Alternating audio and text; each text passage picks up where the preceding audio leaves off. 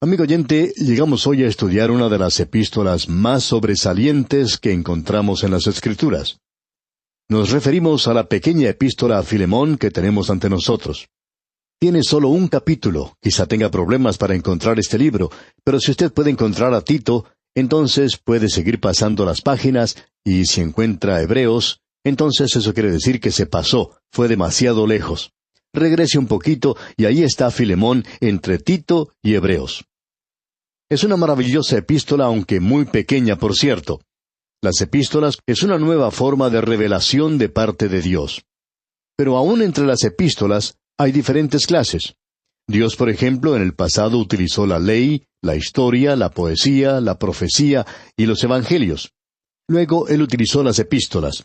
Pero en las epístolas encontramos algunas que están dirigidas a las iglesias y algunas se han escrito a personas. Y algunas de ellas son muy personales. Creemos honradamente que cuando el apóstol Pablo estuvo escribiendo esta carta a Filemón, no pensaba que iba a ser incluida en el canon de las Escrituras. Es una carta bastante personal que podría hacer que se sonrojara un poco si supiera que nosotros estamos leyendo esta carta a Filemón. Al hacer esto, nos imaginamos que estamos leyendo esta carta sobre los hombros de Filemón, leyendo su correspondencia personal, digamos. Pablo le escribió a él una carta muy personal, pero el Espíritu de Dios incluyó esta carta en el canon de las Escrituras. Ahora, detrás de todo esto, hay una historia, por supuesto. Este hombre, Filemón, vivía en un lugar llamado Colosas. Estaba ubicado en la zona de Frigia, en la sección de Anatolia en la Turquía de hoy. Sin embargo, no existe ninguna ciudad allí en el presente, solamente hay ruinas. Pero esta era una gran ciudad en aquel día. Ya sabemos que Pablo escribió una carta con ese destino. Sabemos que Pablo no fue allí, pero nos imaginamos que hay muchas cosas que nosotros no sabemos. Pensamos que quizá el apóstol Pablo haya visitado Colosas. Pero como quiera que sea, tenemos aquí a este hombre rico en Colosas que ha sido salvo. Aparentemente, él había llegado a Éfeso, y como usted recuerda, Pablo pasó 2 años en este lugar, o sea, en Éfeso. Él estaba hablando en la escuela de Tirano todos los días, y la gente venía de todas partes a escucharle. Por allí pasaban millones de personas, y este es uno de aquellos hombres que llegó a conocer al Señor Jesucristo. Ahora él tenía esclavos, y tenía un esclavo llamado Onésimo. Onésimo trató de aprovechar una oportunidad un día, como hubiera hecho cualquier otro esclavo, y huyó de ese lugar. Él hizo lo que aparentemente hacían la mayoría de los esclavos en aquel día. Se dirigió directamente a una gran metrópoli, y este esclavo llegó hasta la ciudad de Roma. Había gran cantidad de gente allí, y podían esconderse muy fácilmente sin ser reconocidos. Ahora, cierto día, este hombre Onésimo, quien había sido un esclavo, se dio cuenta de que había una esclavitud en la libertad, y que había libertad en la esclavitud. Cuando él era un esclavo, él no se preocupaba de dónde iba a venir la próxima comida, o dónde vivía. Su patrón, su amo, tenía cuidado de eso. Ahora él tiene un verdadero problema y se encuentra en Roma. Quizá él extraña su casa y tiene hambre. Bueno, cierto día anda caminando por la calle y ve que hay un grupo de personas reunidas escuchando hablar a un hombre llamado Pablo. Onésimo se une a ese grupo de personas y se abre camino hasta el frente, y allí aprecia que este hombre se encuentra en cadenas. Él había huido de las cadenas y pensaba que era libre. Pero ahora escucha hablar a Pablo y pone atención a lo que él está predicando. Y Onésimo dice para sí, bueno, este hombre está libre, y yo aún soy esclavo. Soy un esclavo del apetito, soy un esclavo de la economía. Aún soy un esclavo, y sin embargo, ese hombre está libre. Cuando el apóstol Pablo terminó de hablar, Onésimo espera hasta que se retire toda la gente. Él quería saber más de lo que Pablo estaba hablando, y Pablo entonces le guía a él a los pies de Cristo. Ahora con esto queremos decir que él le presentó el Evangelio de Cristo a Onésimo. Él le contó cómo Jesucristo había muerto por él y que había sido sepultado y resucitado al tercer día, y que todo lo que él tenía que hacer era confiar en Cristo. Y Onésimo así lo hizo. Luego, este hombre que ha sido convertido piensa en su pasado y las cosas que andan mal, él quiere corregir eso. Él dice, Pablo, hay algo que quiero confesarte. Yo soy un esclavo que ha huido de su amo. Y Pablo le pregunta, ¿de dónde vienes? A lo cual Onésimo responde, bueno, vengo de Asia Menor. Pablo dice, Bien, pero ¿de qué ciudad? Onésimo responde, de Colosas. Y Pablo dice, hay una iglesia en esa ciudad. ¿Quién era tu amo? Bueno, le contesta el esclavo, mi amo era Filemón. Y Pablo dice, ¿estás hablando de Filemón, el que vive en la calle principal? Y Onésimo dice, sí, el mismo. Y Pablo dice entonces, bueno, él es uno de mis convertidos también, y él me debe mucho. Y Onésimo dice, bueno, ¿debería yo regresar a él? A lo cual Pablo contesta afirmativamente, y uno no puede sacar nada en favor o en contra de la esclavitud de esta epístola. Aquí se menciona una libertad que es superior a toda la esclavitud del mundo. Uno puede hablar de libertad todo lo que quiera. También podemos mencionar que hay millones de personas que son esclavos del alcohol, por ejemplo. No son personas libres, son alcohólicas. Hay también esclavos de las drogas. Hay otros que son esclavos de la economía. Hay quienes son esclavos del dinero, y se han dado cuenta que el dinero no es todopoderoso. Vivimos en días cuando la gente piensa que es libre. Pero el Señor Jesucristo dijo, si el Hijo os libertare, seréis verdaderamente libres. Así es que Pablo le dice a Onésimo, Onésimo, tú tienes que regresar, pero vas a regresar de una forma diferente. Voy a enviar una carta contigo. Y esa es la carta que nosotros tenemos ahora. Escuche pues, cómo comienza esta carta aquí en el versículo 1. Pablo, prisionero de Jesucristo, y el hermano Timoteo, al amado Filemón, colaborador nuestro. Note usted, Pablo, prisionero de Jesucristo. Detengámonos aquí por un momento. Es importante que notemos esto. Pablo no usa aquí el hecho de que él es un apóstol. Amigo oyente, cuando él escribe a una iglesia, él da su título oficial. Él es un apóstol de Jesucristo. Pero esta es una carta personal a un amigo. Él no tiene que defender su apostolado. Aquí él puede ser muy personal, y esa es la razón por la cual pensamos que él no tenía intenciones de que esta carta se publicara por todas partes. Pero así ha sucedido. Él dice, yo soy un prisionero de Jesucristo. Hemos notado que varios comentarios tratan de cambiar esto y explicarlo diciendo algo así. Escuche usted. Bueno, lo que Pablo realmente trata de decir aquí es que él era un prisionero porque estaba tratando de predicar a Jesucristo. Pero eso en realidad no es lo que Pablo dijo.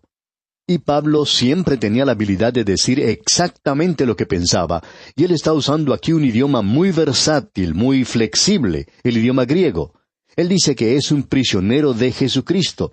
Y pensamos que si usted hubiera estado allí y hubiera conversado con él, le podría haber dicho, pobre Pablo, es una lástima que estos romanos le hayan colocado a usted en una cárcel.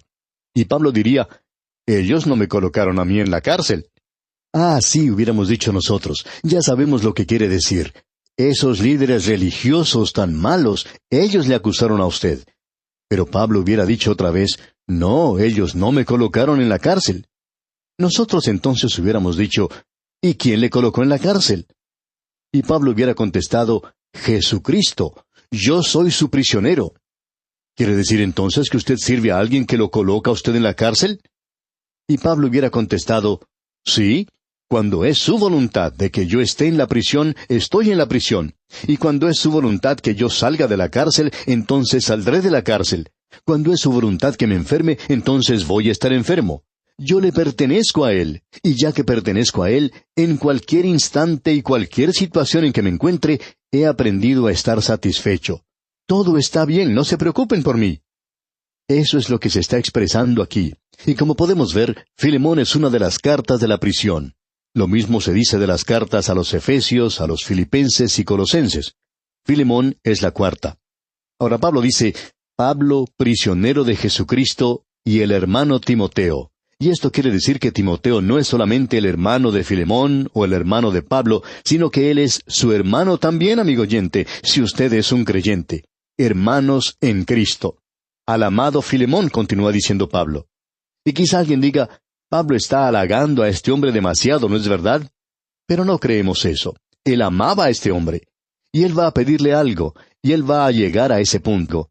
Notemos ahora lo que dice aquí en el versículo 2. Y a la amada hermana Apia. Aparentemente esta era la esposa de este hombre Filemón, y esto es algo que llama la atención.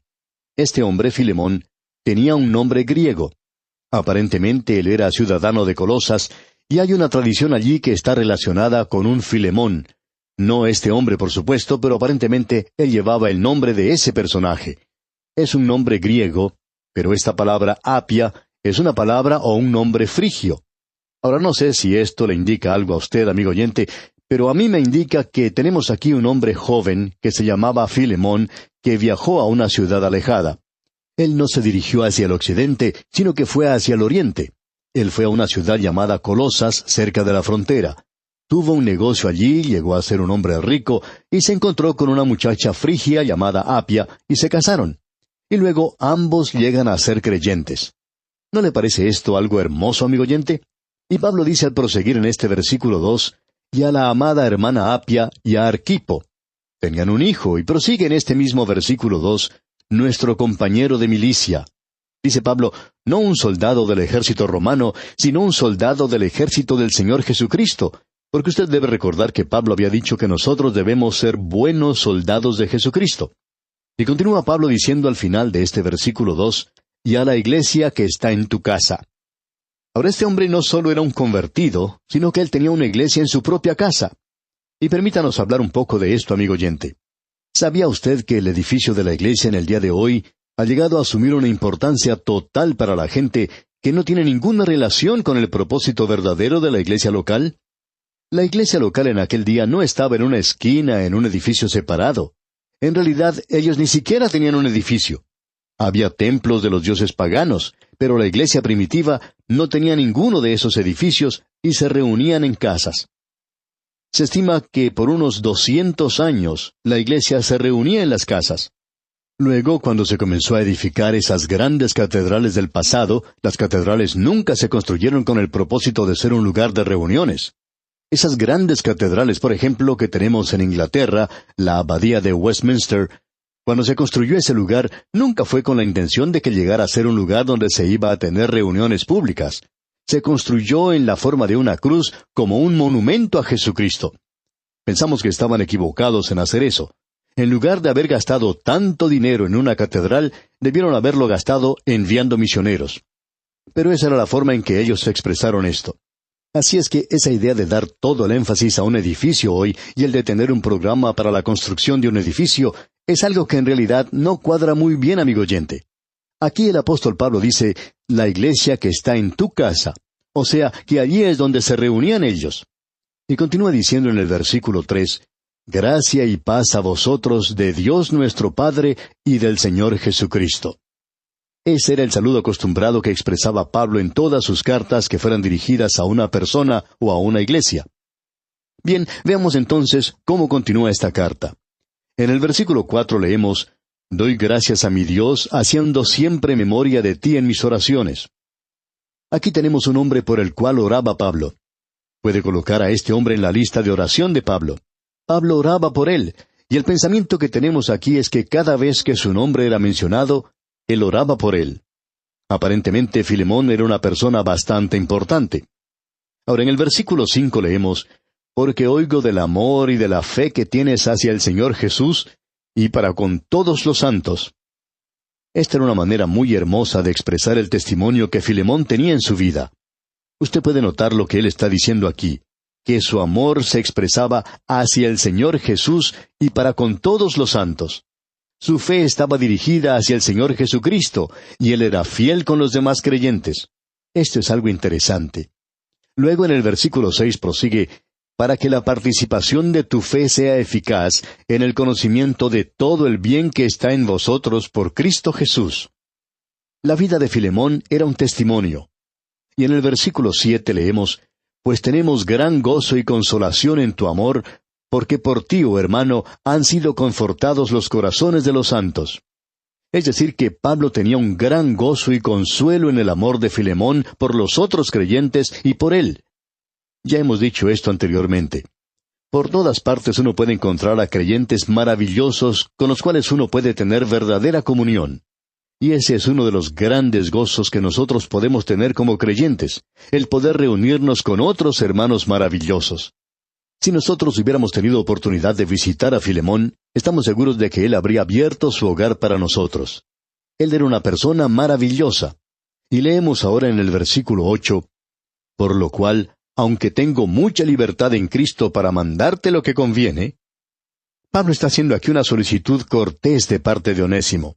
Él ha llegado al propósito de la carta y se acerca a este tema de forma diplomática y circunspecta, con cariño, pero él va a presentar este asunto.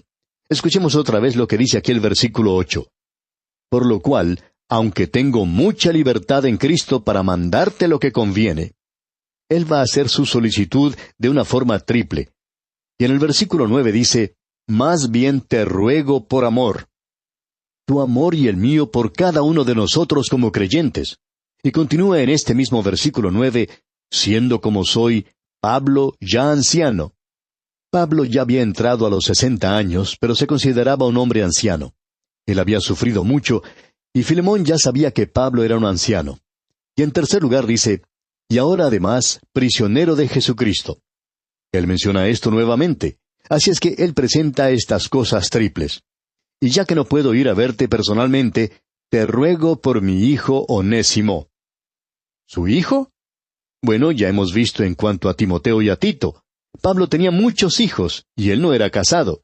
Eso parecería algo malo, ¿verdad? Pero se refiere a hijos espirituales. Él había llevado a Onésimo a los pies del Señor. Pasando ahora al versículo 10 leemos, te ruego por mi hijo Onésimo, a quien engendré en mis prisiones. Ahora él le está diciendo que Onésimo le pertenece a él. Y en el versículo 11 continúa, el cual en otro tiempo te fue inútil, pero ahora a ti y a mí nos es útil. El significado de la palabra onésimo es útil. Así es que Pablo está haciendo un juego de palabras aquí. Él era muy capaz de hacer estas cosas. Y podría decir algo así como lo siguiente, escuche usted. Su nombre quiere decir útil. Y Pablo decía entonces, cuando tú tenías a útil, él no era muy útil. Ahora que no tienes a útil, él es útil. Amigo oyente, como esclavo, él no era mucho. Él no trabajaba porque le gustara hacerlo, y no le culpamos por eso.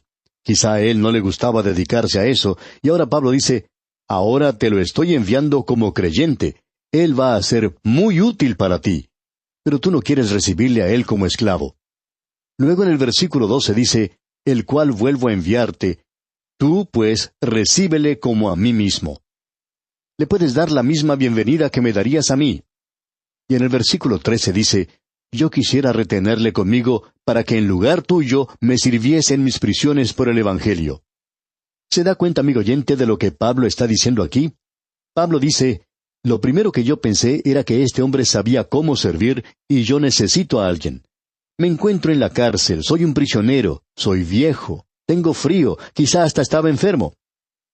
Y usted recuerda que él pidió que le llevara su capa. Este hombre le podía ayudar a él. Así es que lo que primero pensó es que él podía quedarse con Onésimo y le podía decir a Filemón que lo tenía con él. Pero lo que él dice en el versículo 14 es lo siguiente. Pero nada quise hacer sin tu consentimiento, para que tu favor no fuese como de necesidad, sino voluntario. ¿Se da cuenta usted de lo que Pablo dice aquí, amigo oyente? Pablo dice, yo no lo quisiera retener aquí porque eso no estaría bien. Sí, yo pensé hacer eso, pero quiero enviártelo de regreso, y eso está bien. No sabemos esto, pero nos imaginamos que en el primer barco de regreso a Roma, allí se encontraba Onésimo, regresando a ver a Pablo y con muchas cosas para el apóstol. Notemos ahora lo que dicen los versículos 15 y 16. Porque quizá para esto se apartó de ti por algún tiempo, para que le recibieses para siempre, no ya como esclavo, sino como más que esclavo, como hermano amado, mayormente para mí, pero cuanto más para ti, tanto en la carne como en el Señor. Bien, ahora llegamos a los dos versículos más importantes, y vamos a hablar en cuanto a ello antes de finalizar. Leamos los versículos 17 y 18. Así que, si me tienes por compañero, recíbele como a mí mismo. Y si en algo te dañó o te debe, ponlo a mi cuenta. En el día de hoy, amigo oyente, pensamos que las tarjetas de crédito son algo nuevo.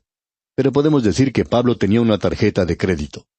Con una tarjeta de crédito hoy, uno puede comprar cualquier cosa, desde un par de zapatos hasta un pasaje por avión. Pablo tenía una tarjeta de crédito porque él era un creyente en Cristo. Él dice, mira, si Onésimo huyó de ti, y si él robó algo o hizo algo malo, pon eso en mi cuenta, ponlo en mi tarjeta de crédito, y luego, ya que tú y yo somos compañeros, quiero que tú le recibas a él como me recibirías a mí. A mí siempre me daban esa hermosa habitación para huéspedes. No lo envíes a dormir afuera, sino dale esa habitación para él. Amigo oyente, detrás de todo esto hay algo mucho más hermoso que lo que podemos ver. Nos podemos imaginar al Señor Jesucristo cuando nos llegamos al Padre para obtener salvación, escuchar al Señor Jesucristo decir, si este hombre en algo te dañó o te debe, ponlo a mi cuenta. Porque Él pagó el castigo por mis pecados en la cruz. Luego Él le dijo al Padre, porque estamos seguros que Dios el Padre hubiera contestado, ese hombre no puede entrar al cielo. Y el Señor Jesús dice, si me tienes por compañero, recíbele como a mí mismo. En Cristo somos aceptos en el amado. ¡Qué cuadro el que tenemos aquí de Dios el Padre y del Señor Jesucristo, y de la manera en que ellos le aceptan a usted, amigo oyente, y de la manera en que me aceptan a mí!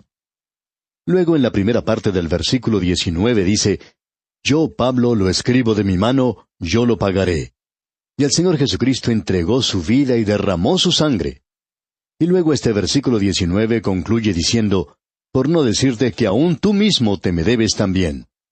Pablo había guiado a Filemón al Señor, así es que él le debía mucho a Pablo, y en el versículo 20 dice, sí, hermano, tenga yo algún provecho de ti en el Señor, conforta mi corazón en el Señor. Y luego concluye esto diciendo, en el versículo 21, te he escrito confiando en tu obediencia, sabiendo que harás aún más de lo que te digo.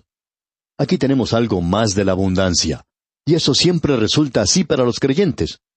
Y la razón por la cual muchos de nosotros somos tan pobres hoy es porque nosotros hemos sido mezquinos con el Señor. El Señor es generoso y nosotros deberíamos serlo también. Luego en el versículo 22 leemos, prepárame también alojamiento, porque espero que por vuestras oraciones os seré concedido. Pablo esperaba ir allí y creemos que lo hizo. Luego vemos que hay alguien más con Pablo en esa prisión. Veamos lo que nos dice el versículo 23. Te saludan Epafras, mi compañero de prisiones por Cristo Jesús. Y para finalizar, leamos dos versículos, los versículos 24 y 25. Marcos, Aristarco, Demas y Lucas, mis colaboradores. La gracia de nuestro Señor Jesucristo sea con vuestro espíritu. Amén. Y así, amigo oyente, concluimos esta breve carta del apóstol Pablo a Filemón. Que las incontables bendiciones del Señor sean con usted, ahora y siempre.